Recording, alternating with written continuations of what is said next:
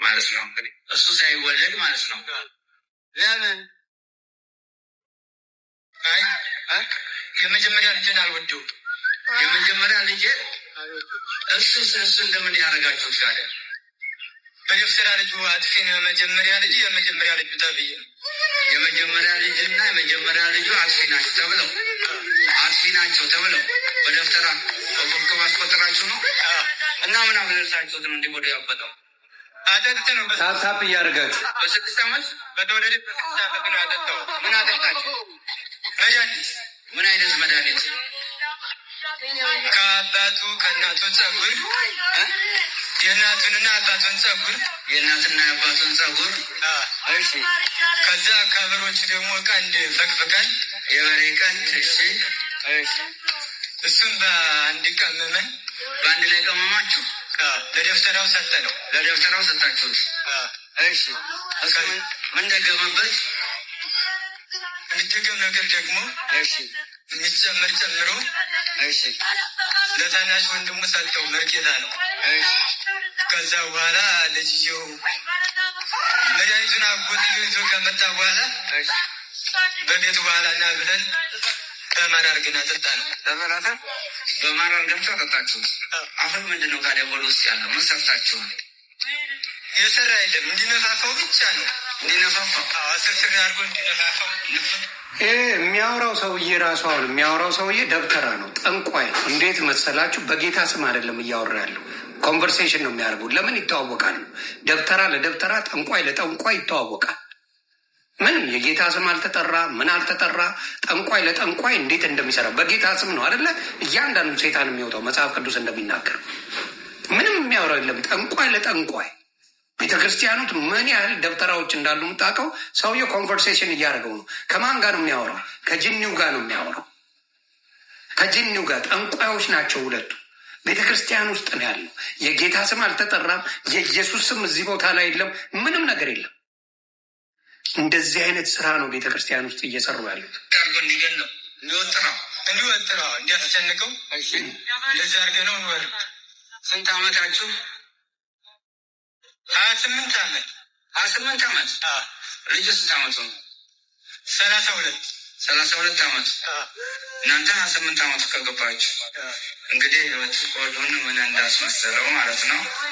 ያው ኩላሊት በሽተኛ ወይም ደግሞ የውሃ ወለድ በሽተኛ አስመስሎታል ማለት ነው። ከየት ነው የመጣው ልጁ? እኔ የመጣሁት ልጁ እኮ ከሱ የመጣው ኬት? አንተ መንፈሱን አናግረኛውን መንፈሱን የምታናግረኝ ኬት ነው የመጣው? ይኸው ራሳቸው አንድ ስም አይጠራም። መጠጡ የተሰራው መጠጥ ኬት ነው የመጣው? ልጁስ ኬት ነው የመጣው? ከላሊበላ አካባቢ። አንድ የጌታ ስም የለበትም። ይሁ እነዚህ ጠንቋዮች ምን ክርስቶስ እዚያ አገልጋይ ነው። አገልጋይ ነው። ያቆን ነው።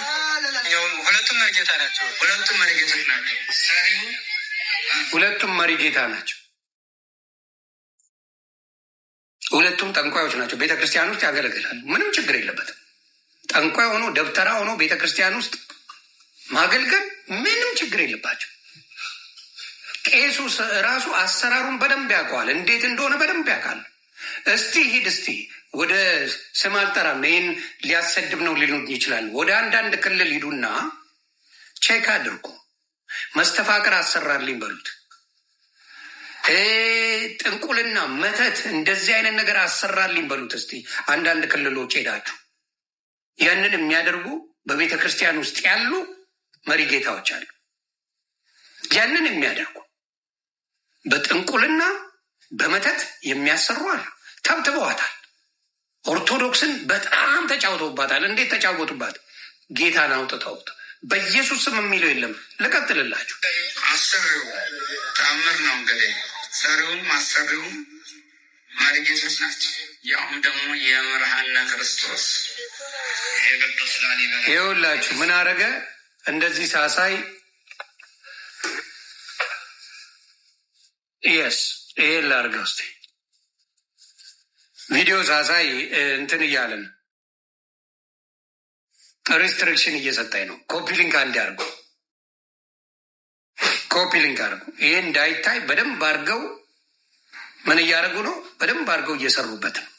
ሙሉ ጉዱን ነው የማወጣው። ኦርቶዶክስ ላይ ኢየሱስ ይግባ እያለን ነው። ኮፒ ሊንክ አለ። ኢየሱስ ይግባ እያልን ሌላ እያልን አይደለም። በኢየሱስ ስም ያለው ነገር የለም። ቆመው ነው የሚነጋገሩት ከጋኔሉ ጋር ከአጋንንቱ ጋር። የኢየሱስ ስም አልተጠራ ምን አልተጠራም አውራ ነው የሚባባሉት። እዚህ ውስጥ ያለውም የምንድን ነው? ቄሱም ጋር ያለው ቄስ ተብዬ ነው ያለው።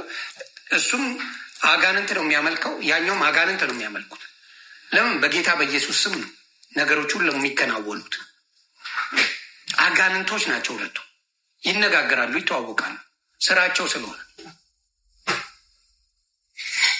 መስቀል ላይ የተሰቀለው እንጂ መስቀል ተሳልሞ የዳነ አለ የሚል መጽሐፍ ቅዱስ ላይ አታመጣልኝ። በመስቀሉ ተሳልሞ ወይም ደግሞ በመስቀል ኃይል ምን ወጣ? ሰይጣን ወጣ ሲባል ሰምተን አናውቅም። የለም አይልም መጽሐፍ ቅዱስ ብሎ ያውቃል። መስቀሉ ላይ ያለው ክርስቶስ ነው። የክርስቶስ ኃይል የክርስቶስ መከራ የተቀበለበትን ነገር ለማሰብ ነው መስቀል ቤዛ ነው የተባለው። ቤዛው ማን ነው? ኢየሱስ እንጂ መስቀል አይደለም።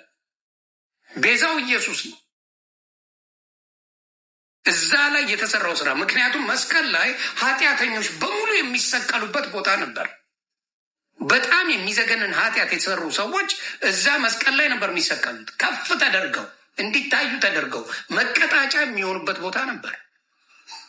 ያ መስቀል ቤዛ የሆነበት ምክንያት ቤዛ የሆነው ኢየሱስ ሞትን ድል አድርጎ ስለተነሳበት ነው። እናንተ ግን መስቀሉን ይዛችሁ ነው እያንዳንዱ ቦታ ላይ የምታዩት።